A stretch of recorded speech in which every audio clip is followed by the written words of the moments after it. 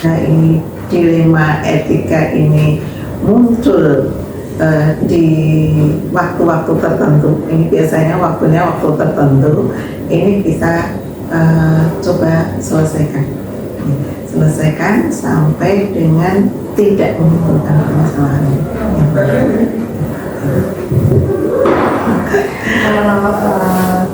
Menurut biasanya kalau misalnya di luar ya, misalnya di masyarakat luar ada sentimen yang kok SMK itu keputusannya seperti ini ya, yang diambil seperti ini. Nah, kira-kira Bu Ismi menyikapinya seperti apa? Sering keputusan yang kita ambil itu memang kadang tidak membuat keputusan itu populer, intinya seperti itu.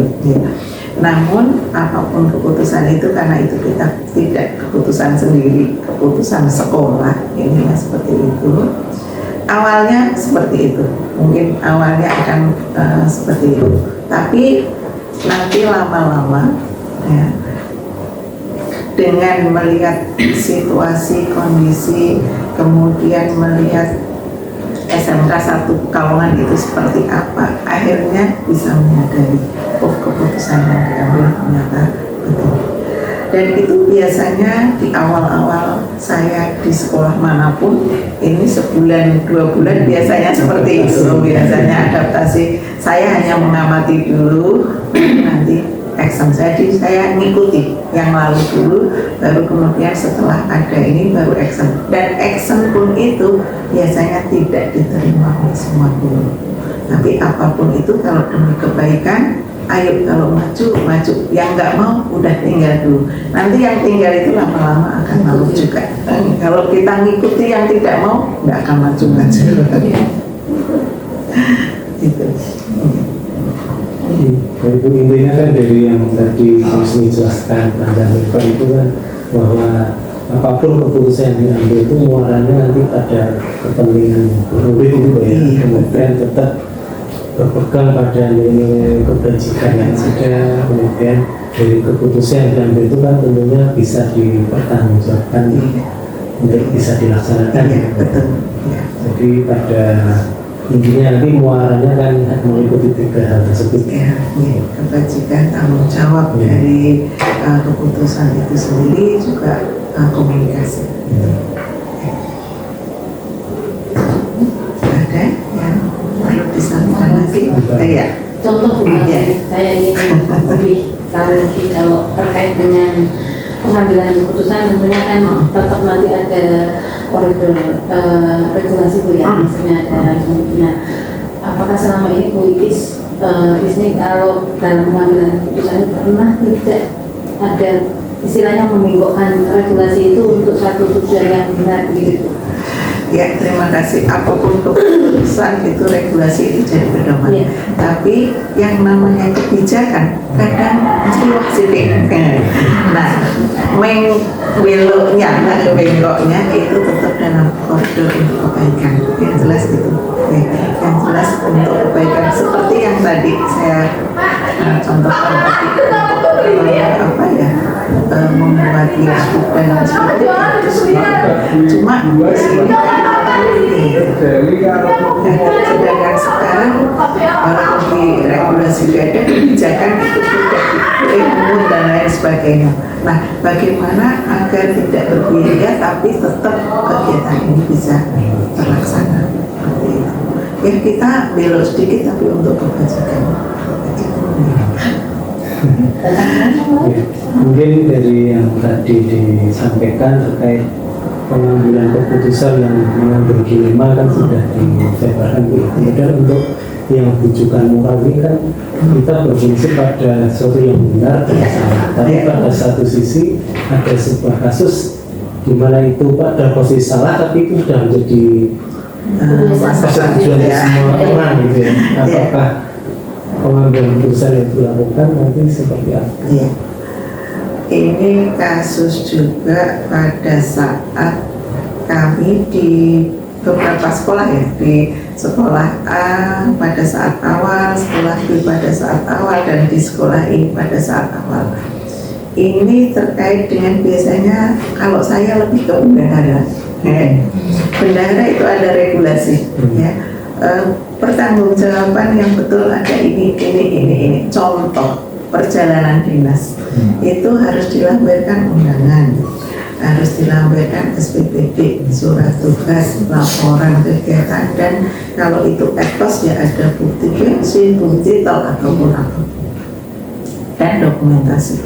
Nah, itu aturan regulasinya seperti itu. Sementara yang sudah berlaku itu hanya SPPD, stempel, surat tugas nggak ada, laporan ada, dokumentasi nggak ada. Yang penting sampai sana biasanya segitu, Bu. Tahun kemarin aja nggak apa-apa. Nah, ini kan satu kebiasaan. Kita harus meluruskan, dan itu jadi tantangan berat. Tahun kemarin aja bisa kok, masuk sekarang nggak bisa. Nah, kita kan coba meluruskan. Nah, tapi lambat laun ya bisa.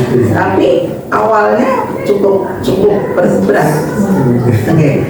Contoh yang paling besar-besaran kan perjalanan dinas untuk praker ini, baik untuk antar, jemput maupun monitoring. Alah, motor ada tuh bensin macam-macam.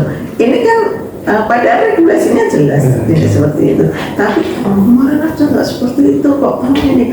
Nah, kita harus meluruskan. Jadi apa ya sekarang kita coba benahi, tidak seperti tahun kemarin. Itu contohnya seperti itu. Ini contoh yang sering kali di beberapa tempat ini. Ya Allah, saya tahu kalau ini salah, kenapa susah diperbaiki. Intinya dari dilema yang ada, kemudian bujukan moral seperti tadi itu tetap ada tantangan tersendiri. Tantangannya itu meyakinkan sudah menjadi kebiasaan yang umum dan diskusi semua orang. Apalagi kalau misalnya sini seperti itu, sekolah tetangga tidak seperti itu jadi problem. Sana saja enggak ya.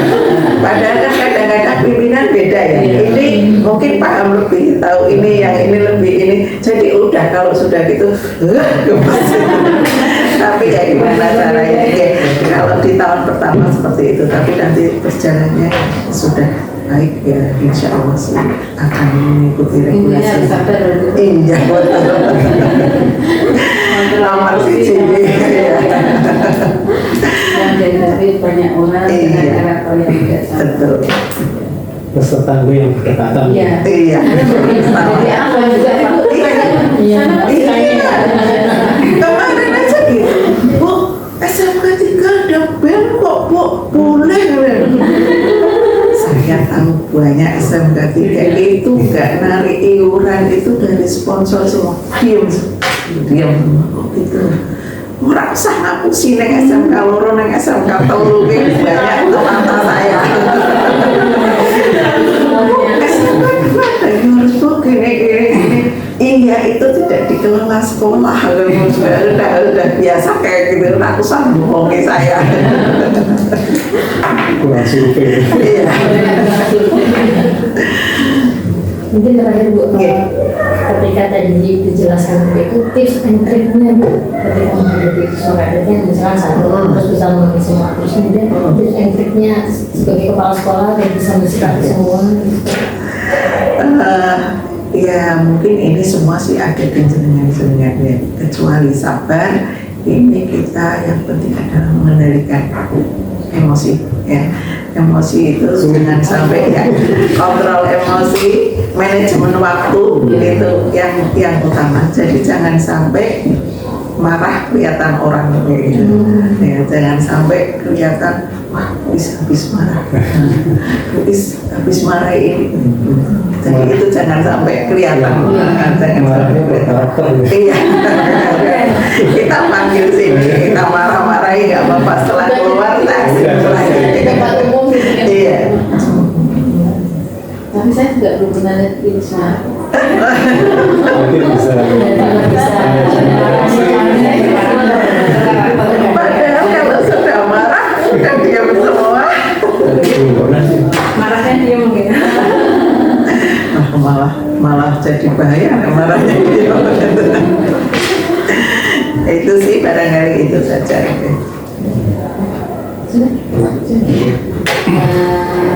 Terima kasih Bu Is, mungkin hari ini kita melakukan banyak pelajaran, kita banyak sekali mendapatkan pencerahan, kemudian juga pemahaman dari Bu Is. Semoga ini bisa kita aplikasikan, nantinya semua pembelajaran ini terbaik untuk kita dan nanti bisa mengaplikasikan untuk masyarakat masing-masing terkait dengan pelatihan seperti yang kita lakukan. Yang pasti hari ini kita sangat-sangat berterima kasih kepada Bu Is melakukan satu hal yang sangat luar biasa dan mungkin 3 tahun sekali kita bisa seperti ini. Belum tentu bisa sama sekali ya Pak ya. Terima kasih Bu Is, mungkin kamu mohon maaf juga mungkin mengulangi waktu Bu Is yang harusnya menyelesaikan pekerjaan terpotong dengan kehadiran kita. Tidak apa-apa, terima kasih. Mohon maaf apabila saya belum bisa memberikan yang terbaik. Hanya saya pesan kepada Bapak Ibu semua, guru penggerak di angkatan ke-7 ini, sukses semuanya. Ini bukan akhir tapi awal dari semua aktivitas Bapak Ibu semua. Terima kasih, sukses selalu untuk penjenengan semua. Ya, assalamualaikum warahmatullahi wabarakatuh. Waalaikumsalam. Terima kasih Bu Joko yang telah menyempatkan waktunya untuk kami, dan maaf ini mengganggu waktunya dengan kami dari saya dan Yudi dari SMK 3 Pekalongan dan teman-teman dari SMK 2 ini kami CDP angkatan 7.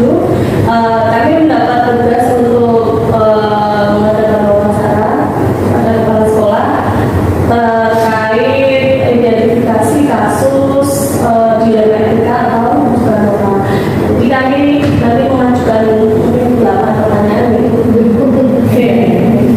Untuk yang pertama ini mungkin selama ini Ibu menjumpai beberapa kasus terkait dilema etika atau bukan normal. Bagaimana Ibu dapat mengidentifikasi kasus-kasus tersebut? Yang pertama nih, yang tadi dilema etika. Jadi untuk mengidentifikasi apakah ini permasalahan dilema etika atau bukan moral, itu nanti kita lihat dulu nih, kita analisa dulu jenis permasalahannya. Kalau sudah kita analisa dan kita menganalisanya melalui tim, contoh kasus yang ini baru saja terjadi. Ini kita ada sedikit permasalahan terkait dengan penentuan petugas kebersihan. Nah, di sini penentuan petugas kebersihan, kepala sekolah nggak bisa bertindak sendiri. Nah, di sini kita melibatkan tim, diantaranya KPU dan tenaga. Di sini kita ada dua penyedia dan dua sumber ya. Yang satu ini memang dari CV yang memang benar-benar resmi penyedia tenaga kebersihan, tenaga keamanan. Satunya lagi tenaga keamanan secara pribadi. Dua-duanya benar memenuhi syarat untuk kita jadikan petugas di sekolah. Nah, yang jadi permasalahan dua-duanya ini datang dengan waktu yang bersamaan. Nah, ini kan kita harus menentukan ya kebijakan yang harus kita ambil di sekolah ini seperti apa. Itu kita harus melibatkan banyak faktor. Jadi tidak hanya pertimbangan kita, tidak hanya satu sisi ya, tapi banyak hal yang harus kita pertimbangkan, diantaranya samping ke keuangannya juga ke sosial. Jadi kami mempertimbangkan tidak hanya di keuangan. Keuangan juga mungkin menjadi faktor utama ya, tapi tidak semata-mata, tidak satu-satunya faktor yang bisa menentukan. Tapi faktor lain justru sosial. Ya, jadi faktor sosial itu diantaranya mungkin orang yang datang ke sini ini benar-benar orang yang memang benar-benar membutuhkan pekerjaan, di mana dalam masuk syaratnya itu dia memang memenuhi syarat, diantaranya usianya memenuhi syarat, kalau kondisi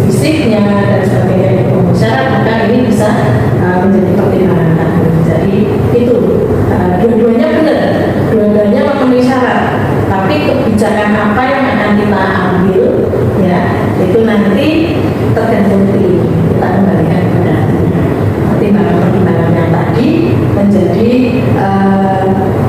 sebagai pendukung dari masing-masing, bahwa ini juga betul, ini juga betul, dua-duanya memenuhi syarat. Hanya untuk penentuannya ini nanti pertimbangannya musyawarah. Jadi intinya nanti di ending akhirnya musyawarah dari masing-masing yang terlibat di sana, ada lembaga ketenagaan, KPU dan ketenagaan sendiri. Terima kasih untuk pertanyaan selanjutnya. Selama ini bagaimana itu menjalankan pengambilan keputusan tentang terkait dengan kasus-kasus di mana ada dua kepentingan yang sama-sama benar atau sama-sama mengambil nilai kebajikan? Itu tadi seperti yang saya sampaikan tadi. Jadi setelah syaratnya terpenuhi semua, dua-duanya sama-sama benar, akhirnya kita ambil di musyawarah. Kita musyawarahkan, jangan sampai keputusan yang kita ambil itu keputusan satu pihak. Jadi misalnya hanya keputusan kepala sekolah, itu kan banyak muatan, banyak kepala sekolah kan banyak muatan. Tapi kalau kita sudah melibatkan seluruh unsur sekolah juga nggak bisa nanti malah biar keputusannya malah justru tidak bisa fokus. Tapi unsur-unsur yang berkepentingan di sini, ada ketenagaan, ada KPU-nya, ada unsur ketenagaannya, dan yang penting TPMPS menjamin mutu dari yang ada di sekolah. Berarti itu termasuk dalam langkah-langkah yang selama ini. Iya. Jadi selama ini kita pengambilan keputusan itu seperti itu. Jadi tidak hanya setelah kita analisa, itu tidak hanya internal saya sebagai kepala sekolah. Saya tidak mau juga kalau akhirnya nanti meskipun mungkin unsur pemimpinan itu mesti ditunggu keputusannya ya. Tapi saya juga harus menunggu alasan-alasan atau ini dari teman-teman. Dari apa masukan-masukan dari teman-teman, sehingga nanti keputusan yang kita ambil itu benar-benar keputusan bersama, tidak hanya keputusan kepala sekolah sendiri. Berarti selama ini selama juga menjadi kepala sekolah ini pasti sudah menemui berbagai macam kasus, banyak kasus juga etika, juga moral. Kira-kira menurut Ibu bagaimana ya hal yang secara efektif itu bisa dilakukan untuk pengambilan keputusan tersebut? Pengambilan keputusan yang paling efektif musyawarah, tapi tidak melibatkan seluruh unsur, tapi unsur-unsur yang terkait, yang berkepentingan, dan TPMPS yang jelas. TPMPS, jadi kalau di sini waka yang terkait, kemudian TPMPS itu penting. Kalau ada hubungannya dengan ketenagaan PU karyawan, maka ya KPU juga kita libatkan. Jadi itu waka TPMPS itu unsur utama. Jadi memang kita untuk hal-hal tertentu itu tidak semua guru karyawan kita libatkan. Tapi keputusan ini kita ambil untuk nanti seluruhnya kita sampaikan kepada Masalahnya Iya. Kalau yang krusial harus cepat ambil kebijakan, paling 3 atau 4 orang kita diskusi dan harus secepatnya diambil. Dalam hal ada dua kepentingan yang sama-sama benar dan harus dipilih, apa sih tantangan Zulko dalam mengambil keputusan ini? Tentunya sama-sama benar Pak, ya. Kalau dua-duanya memang ya seperti ini tadi, penentuan tenaga. Jadi tadi saya juga sempat di satu sisi saya ingin yang secara peraturan gampang, SPC-nya apa itu lewat CP itu lebih mudah. Tapi di sisi pertimbangan lain ini ada unsur sosial, ada unsur empati, ya,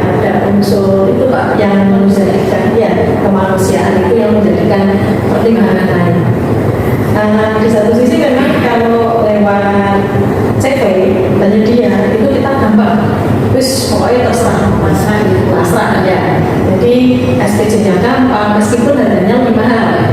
Tapi secara ini kita harus pokoknya terserah mau nanti misalnya ada kekurangan atau dan sebagainya itu cek ke yang terus misalnya ada human error dan sebagainya itu cek ke ya.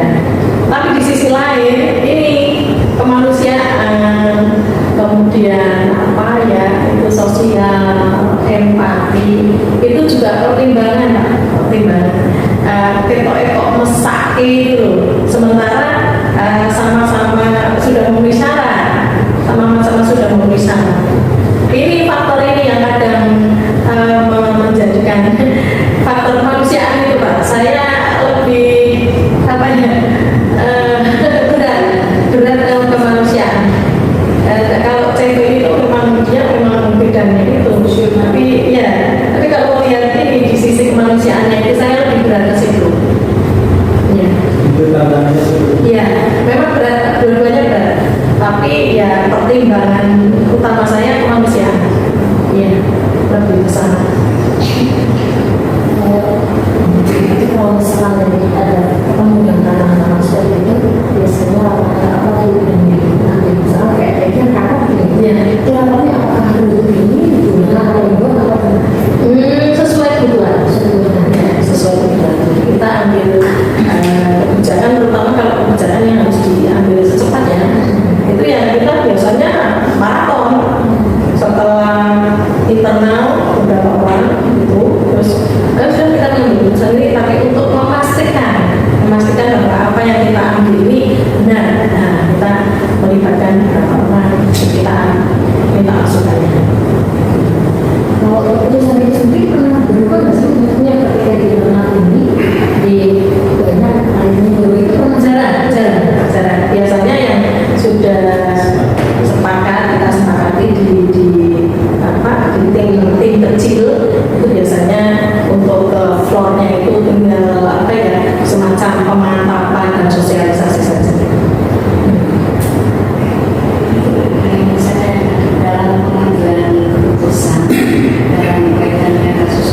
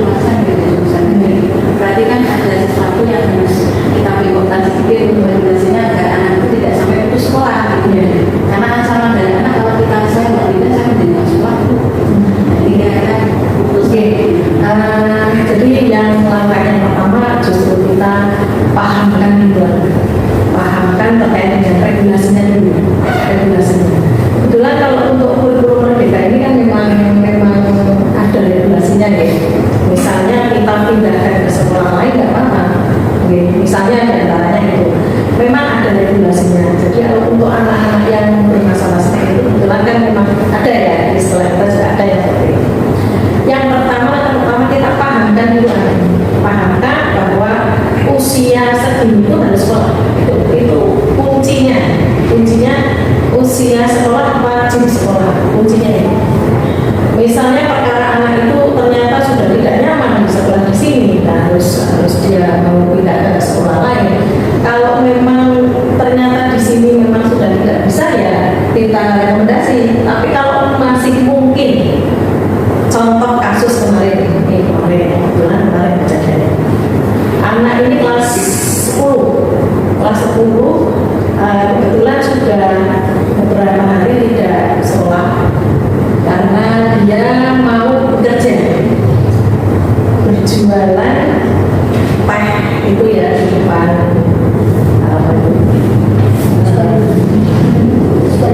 seperti itu ya di depan. Nah, anak ini ternyata setelah kita supervisi di pembinaan wali kelas dan sebagainya, terakhir saya suruh berangkat ke sekolah, Pak Guru sekolah bersama dengan Pak Guru. Ketemu saya, langsung ketemu saya, karena Bu Ana sebagai wali kelas sudah menyerah. Jadi Mbak, sama kasus ini Bu Ana sudah menyerah. Dan Mbak diundang aja ke sekolah. Alhamdulillah dengan sedikit mediasi, dengan pemahaman yang saya sampaikan, tentunya dengan ini yang utama itu kasih sayang itu anak-anak kita akan lemah kalau kita memberikan benar-benar dengan cinta yang tulus, dengan kasih sayang, dengan sentuhan-sentuhan, anak kita bisa tumbuh. Dan alhamdulillah anak itu sudah menyatakan diri untuk kembali ke sekolah. Satu. Kedua, kemarin kasusnya di tempatnya kita nih yang kemarin Pak Mim, kelasnya Pak Mim. Pak Mim itu anak sudah menyerah jelas dan mau sekolah.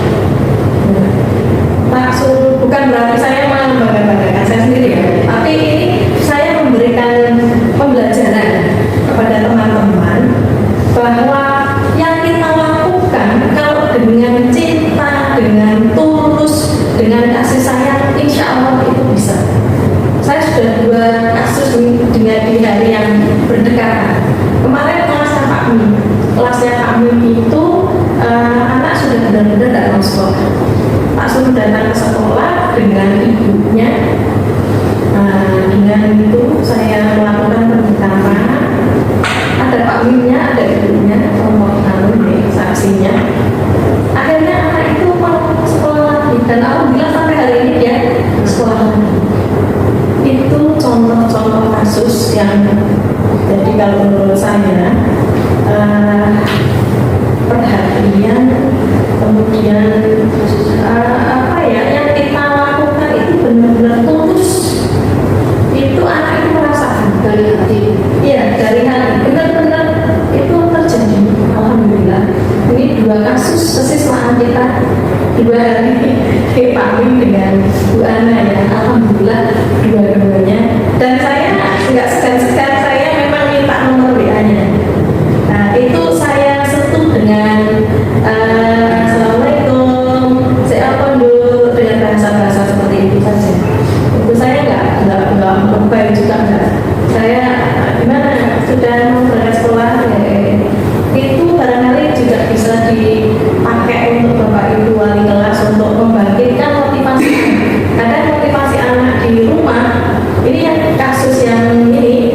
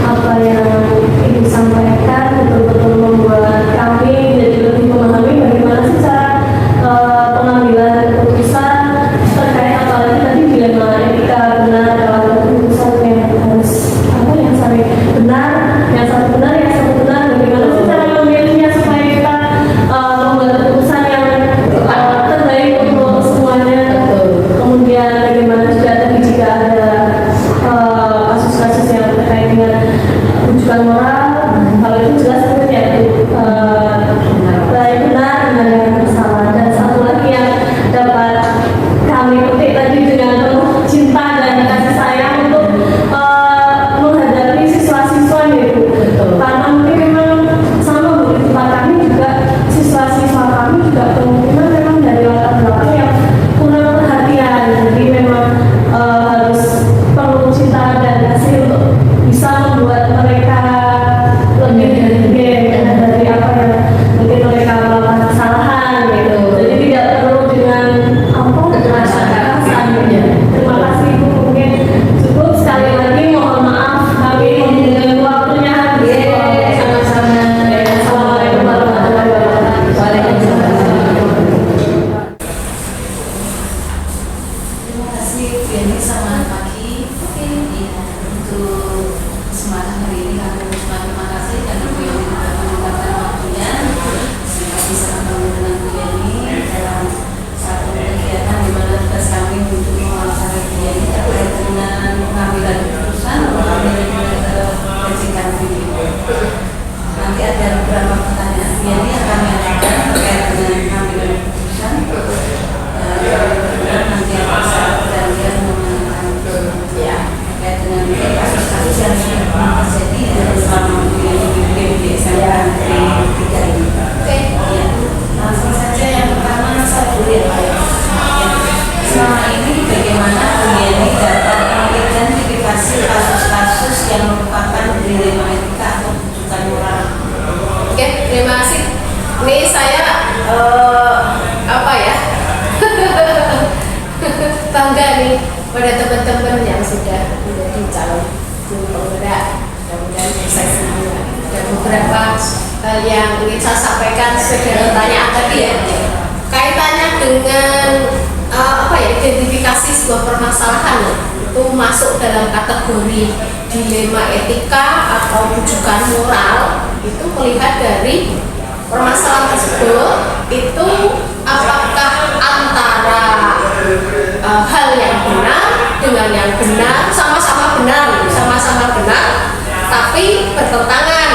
Barang itu saya identifikasikan dilema etika. Tapi kalau bujukan moral kan biasanya pengambilan keputusannya mudah karena versus benar salah kayak gitu kan gampang gitu ya. Jadi seperti itu. Dengan identifikasi sebuah kasus atau permasalahan yang biasanya muncul di dimanapun sih sebetulnya, tidak hanya di sekolah gitu. Ya betul. Mungkin bisa diberi contoh dari kasus itu yang pernah terjadi di SMK? Di SMK 3 ya banyak kasus-kasus ini yang berkaitan dengan misalnya guru maupun tenaga pendidikan ya. Nah, kalau siswa biasanya kan langsung dengan guru. Kalau saya misalnya yang diberi amanah kepala sekolah biasanya hal-hal yang berkaitan kasus antar guru dengan tenaga pendidikan gitu ya. Misalnya gini, contoh nih, kemarin kasus nih di sekolah kami ketika kami mengadakan kegiatan Disnatalis, kami sudah bentuk kepanitiaannya, sudah berjalan alhamdulillah gitu. Namun demikian di hari H pada saat resepsinya lah ibaratnya gitu ya. Oke, acara ini sudah, terus di akhir itu ada kegiatan musik. Nah, saya tidak tahu bahwa kegiatan tersebut itu ternyata tidak menjadi bagian dari kegiatan awal gitu. Nah, akhirnya kan ada permasalahan kasus, ada yang melapor ke saya, Bu, itu bagaimana kegiatan Disnatalis kok joget-jogetan gitu, euforia seperti itu gitu. Jadi itu contoh. Kemudian setelah saya tanyakan hal tersebut, yang memang dari masing-masing menyampaikan, saya pikir ya benar semuanya gitu. Tapi mengatakan bahwa yang satu, enggak Bu, ini dengan alasan tidak pas di sekolah gitu. Yang satunya mengatakan untuk penghiburan anak, kan sama-sama benarnya gitu kan. Jadi itu kadang-kadang juga bisa membuat salah satu harus merasa dirugikan gitu. Seperti itu yang pernah terjadi. Tapi juga akhirnya bisa terselesaikan keputusannya. Semua bisa merasa menerima menerima gowo. Ini salah satu contohnya terakhir kemarin. Terima kasih. Oke, betul. Nah, itu kalau terkait tadi ada permasalahan gitu, kira-kira ketika ibu menghadapi dengan Vestina, langkah-langkah apa yang dilakukan? Oke. Ketika saya dilapori misalnya atau menemukan sendiri sebuah kasus atau permasalahan yang harus saya selesaikan, biasanya saya dalam mengambil keputusan tidak sendiri. Saya biasanya mengajak tim manajemen yang biasanya saya ikutkan itu KTU, ya. Kemudian ketua tim penjamin mutu sekolah, wakil kepala sekolah untuk kami ajak rembukan terkait dengan hal tersebut. Untuk langkahnya seperti itu Ya, terkait dengan apa? Dilematika atau perjuangan. Ya. Dari hal-hal yang sudah dilakukan, yang efektifnya seperti apa? jadi kalau efektifnya sebuah keputusan seperti tadi yang saya sampaikan, prosedurnya memang sebetulnya kami punya agenda atau program yang memang secara rutin kita kumpul bareng, koordinasi untuk membahas permasalahan-permasalahan gitu. Namun ketika ada sebuah permasalahan yang memang benar-benar urgent untuk segera ada solusi, ya nanti kami programkan, dalam arti kami segera undang tim manajemen tersebut untuk membahas. Biasanya kemudian efektif itu kita akan analisa dulu permasalahan tersebut, kemudian keterlibatannya, siapa yang terlibat gitu kan. Kita kumpulkan fakta-faktanya yang ada, data-datanya gitu. Dari apa yang sudah ada fakta seperti apa, siapa saja yang terlibat, kalau perlu diundang atau misalnya belum, ya baru tim manajemen terlebih dahulu yang mencari tahu, kemudian baru dibahas bareng. Ya harapannya lebih fokus begitu kan. Jadi gitu. Dan untuk yang menjadi tantangan selama pengambilan keputusan. Nah itu terutama yang dilema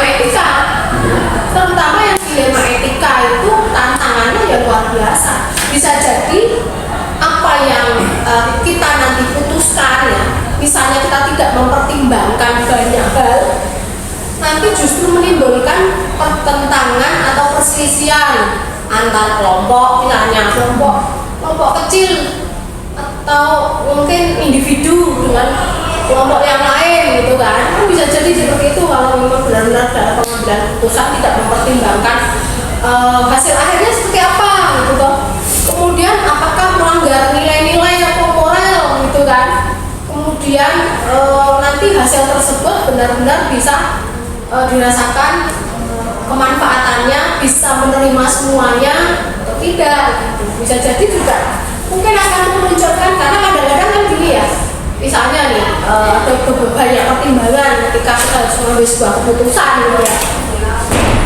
Terus ini kalau nanti kita ambil keputusan X misalnya, ternyata ada yang harus dikorbankan karena rasa kasihan, satunya merasa dirugikan gitu kan. Jadi memang agak susah tantangan untuk bisa menyelesaikan sebuah permasalahan, khususnya yang dilema etika, karena sama-sama benar tapi bertentangan gitu kan, agak susah. Jadi itu tantangannya memang harus benar-benar banyak hal yang harus dipertimbangkan gitu. Itu kalau misalnya ibu udah menemui kasus di lapangan itu terus ibu langsung menyelesaikan saat itu juga, atau mungkin nanti ada masa-masa atau jadwal tertentu, nanti waktu ada rapat bulanan misalnya seperti apa, prosedurnya itu seperti apa? Ya, jadi seperti tadi yang sudah saya sampaikan ya, kami memang punya jadwal rutinitas untuk koordinasi tim manajemen, membahas permasalahan-permasalahan yang biasanya dilaporkan oleh masing-masing unit. Namun demikian, ketika ada sebuah kasus, permasalahan dan permasalahan itu harus segera ada solusi, ya baru kita nanti akan adakan rapat dadakan gitu untuk menyelesaikan kasus tersebut. Betul. pendalaman sistem Ya. untuk Bu ini untuk mempermudah menyelesaikan itu biasanya Bu ini dengan siapa Bu? Atau faktor-faktor yang mempermudah untuk menyelesaikan misalnya Bu ini dengan seseorang Sebetulnya tidak sih, artinya gini, saya juga tidak mungkin menyelesaikan sebuah permasalahan, apalagi permasalahan yang rumit atau sulit untuk mengambil keputusan. Ya tidak mungkin saya kemudian mengikuti atau berpihak kepada salah satu begitu, tidak. Tetap ya kita bahas secara bersama, kemudian yang menjadi acuan tentu dari segi nilai-nilai moralnya seperti apa gitu kan, dari regulasinya seperti apa, dari segi kebaikannya yang jelas nilai kebaikan berdasarkan pada ajaran agama kita seperti apa gitu kan. Harapannya supaya ya kita acuannya tetap apa yang menjadi ajaran agama dari kita semuanya, meskipun berbeda. Saya yakin kaitannya dengan hal-hal yang baik, yang benar itu pasti kan sama gitu kan ya. Jadi seperti itu, tidak ada seseorang yang menjadi acuan saya untuk menyelesaikan sebuah permasalahan. Tetap kita bahas bareng dengan dasar acuan seperti tadi, dari regulasi seperti apa, dari nilai-nilai moralnya seperti apa, dari ajaran agama seperti apa, dari kebaikan yang nanti menjadi sebuah keputusan untuk banyak orang seperti apa hasil akhirnya gitu kan. Jadi seperti itu. Terkait dengan regulasi tadi, misalnya kalau ada regulasi ya, tapi di satu saat ada satu kasus yang membuat kita atau sekolah harus menentukan bahwa membengkokkan regulasi itu sendiri, pernah terjadi? Oke, ini contoh ya. Ini baru saja nih, kasus ini baru saja. Kan kita mengetahui bahwa nanti kita akan mendapatkan cuti lebaran ya. Cuti lebaran pada tanggal 19 sampai 25 gitu ya. Dan dari himbauan Dinas Pendidikan Provinsi maupun cabang dinas tidak diperkenankan ASN untuk mengambil cuti tahunan berdekatan pada regulasinya seperti itu. Sebetulnya regulasi secara tertulis tidak ada, hanya saja himbauan karena biasanya di awal masuk setelah cuti itu kan ada sidang gitu. Tentu dari instansi atasan kita kan jaga-jaga supaya melindungi ASN-nya tidak terjadi masalah gitu, sehingga kan disampaikan jangan ambil cuti tahunan di berdekatan dengan cuti lebaran. Namun demikian salah satu dari guru kami, ASN kami, kepentingan itu yang itu urgent sekali dan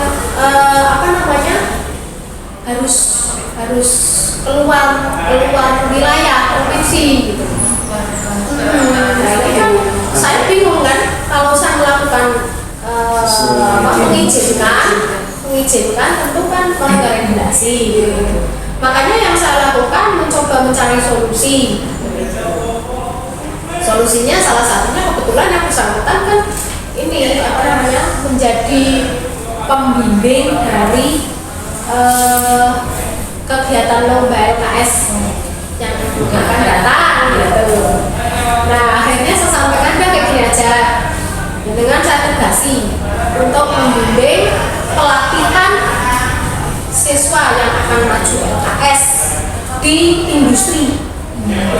Jadi nanti benar-benar serahkan sepenuhnya kepada industri, anaknya belajar di sana, dan dengan kan ada bukti surat tugas, dan bisa melaksanakan. Ya, salah satunya artinya begini, prinsipnya saya meskipun saya dianggap pelanggar regulasi, tapi pelanggaran regulasi tetap masih berada pada jalurnya. Saya tidak salah, mau memang kenyataannya dia mau coba gitu kan. Jadi seperti itu salah satu yang saya lakukan. Kalau hubungan dengan misalnya ini ya, dari matematika anak kelas 11 jurusan di sini ada pendidikan tekstil ya. Di perjalanan waktu di kelas 1-nya sering bolos gak pernah masuk setahun gitu, hampir setahun kata-kata itu sering gak masuk. Nah sudah diadakan nulisin, pendekatan dan lain-lain, ternyata itu ingin pindah jurusan di mana dia memang senang bakatnya di misalnya pindah ke mana ya pasti ada ya